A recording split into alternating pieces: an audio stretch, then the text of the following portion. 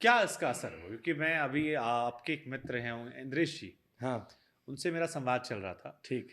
तो इंद्रेश जी ने कहा कि अब इसको इसको भी देखने के दो दो पर्सपेक्टिव आते हैं। एक पर्सपेक्टिव आता है कि एक ऐसे युग की शुरुआत हुई है जो बहुत सालों से, जैसे आपने कहा ना कि बहुत सालों से रोक रखा था। अब खुलकर हम आ रहे हैं और अब राम राज्य में देश जा रहा है या राममय देश हो जा रहा है। इंद्रेश जी का नजरिया इस पर अलग था। उनका कहना था कि यहां से कलयुग के अंत होने की शुरुआत हो रही है। वो जैसे दिया बुझने के पहले एक लौ तेज करता है, ये वो तेज लौ थी जिसके बाद धीरे धीरे समापन की तरफ शुरुआत हो जाएगी, कलयुग के खत्म होने की बात आ जाएगी और चीजें हो जाएगी। एक वर्ग है, कई साधु महात्माओं से मिलता हूँ, वो कहते हैं कि यहाँ से एक नए प्रकाश की शुरुआत हो रही है जो शायद आगे काशी जाएगी और देश के वातावरण को और बेहतर करेगी। नई पीढ़ी जो धर्म से दूर हो गई थी वो वापस आएगी, जिसका असर भी दिख रहा है सोशल मीडिया से लेकर तमाम जगहों पर लोग कर रहे हैं। आपका इस पर नजरिया क्या है? देखिए, एक चीज़ को हर व्यक्ति अपनी-अपनी भावना से परिभाषित करता है कि ठीक है, मैं तो ये कहता हूँ कि मेरा अपना मानना ये है, काशी तक जाए, मथुरा तक जाए, बहुत ही अच्छी बात है। कलयुग का अंत हो रहा है, ये भी एक भावनात्मक पक्ष हो सकता है क्योंकि शास्त्रीय दृष्टि से देखा जाए तो कलयुग की एक अपनी आयु है और भगवान तो युगातीत हैं। भगवान का ना कलयुग से मतलब है, ना सतयुग से। कलयुग में तुलसीदास जी ने प्रत्यक्ष राम का दर्शन किया है। ये एक भिन्न-भिन्न अपनी-अपनी भावनाएँ हैं। मेरा मूल कारण मैं इस चीज़ को इस नज़रिए से देखता हूँ कि राम जी आ गए, विराजमान हो गए, एक लंबी स्ट्रगल के बाद आए, पर बस अब ये नहीं होना चाहिए जिन कारणों से राम जी वहाँ से हटाए गए थे।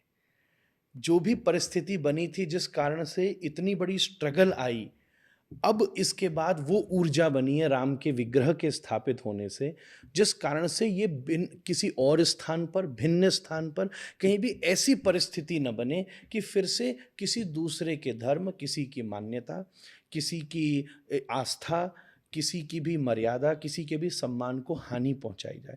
आज एक प्रकार से राम जन्मभूमि किसी के आत्मसम्मान की स्थापना है। राम जन्मभूमि एक बहुत बड़े इतिहास में हुई घटना को सुधारने की संभावना है। राम की स्थापना एकम सद्विप्रा बहुधा वदन्ति है। राम की स्थापना यत्र नार्यस्तु पूज्यन्ते रमन्ते तत्र देवता है। राम की स्थापना मैं कहूँगा परहित सरिस धर्म नहीं भाई है।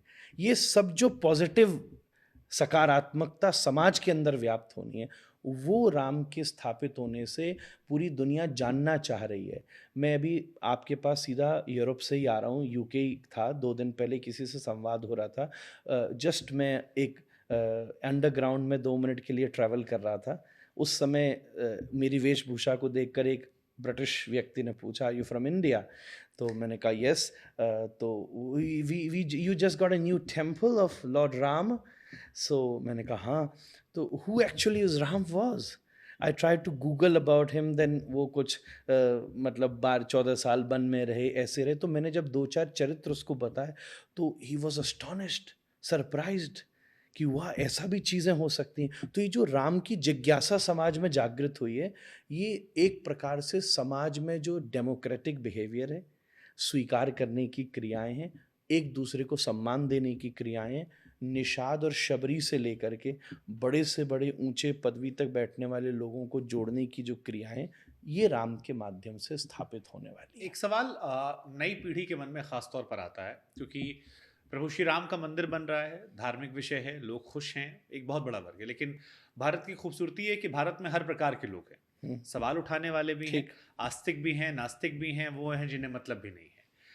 उसमें एक वर्ग कई बार ये सवाल पूछता है कि पूजा पाठ ठीक है, हम सब अपने घर पर करते हैं, प्रभु श्री राम का मंदिर भी है, ठीक है, लेकिन पूरा देश एक मंदिर के पीछे पड़ गया, उससे क्या मिलने वाला है? ये सवाल उठ रहा था कि राम मंदिर से क्या मिलेगा? जितना हमने जोर, जितनी हमने ताकत लगाई, अगर इतना हम बीते कुछ सालों में अच्छे स्कूल, कॉलेजेस, आईआईटी या अस्पताल में लगाते, तो शायद देश और ज़्यादा विकास करता। हमारे लोगों को अमेरिका, इंग्लैंड नहीं जाना पड़ता, वहाँ नौकरी के लिए संघर्ष नहीं करना पड़ता, देश की उन्नति होती, जीडीपी बेहतर होती। पूरा देश मंदिर-मंदिर में लगा पड़ा है। आप इन सवालों को कैसे देखते हैं? देखिए, सबकी अपनी सोच है, देश स्वतंत्र है, कुछ भी सोच सकते हैं, पर अगर आप एक रैशनल, एक तर्कवादिता से विचार करें, हुँ, सबसे पहली बात ये है कि एक रोल मॉडल एस्टैब्लिश करना ज़रूरी होता है। ये केवल मंदिर नहीं है, एक संपूर्ण देश किस विचारधारा से विकसित होना चाहता है। हम्म, राम भगवान है, पूजा है, मंदिर है, ये तो एक सबसे ऊंची बात है, पर एक विचारधारा भी है। राम एक संपूर्ण विचारधारा का नाम है, जहाँ की एम्पावरमेंट है, जहाँ वुमेन रिस्पेक्ट की बात है। ये जो एक रोल मॉडल, जब कैरेक्टर, क्योंकि गोस्वामी जी ने क्या लिखा, रामचरित्र मानस, चरित्र का मतलब होता है कैरेक्टर। जब तक कोई रोल मॉडल नहीं होगा तब तक कैरेक्टर नहीं होगा, और जब तक कैरेक्टर नहीं होगा तब तक डेवलपमेंट कहाँ ले जाएगा। हॉस्पिटल बड़े होंगे पर हॉस्पिटैलिटी नहीं होगी तो क्या करोगे बिल्डिंग का। स्कूल बहुत बड़े होंगे पर टीचर के भीतर अगर एक सम व्यवहार नहीं होगा तो क्या करोगे। तो सबसे पहली बात है कि मंदिर की स्थापना के भावना से पूरे देश को एक कैरेक्टर मिला है,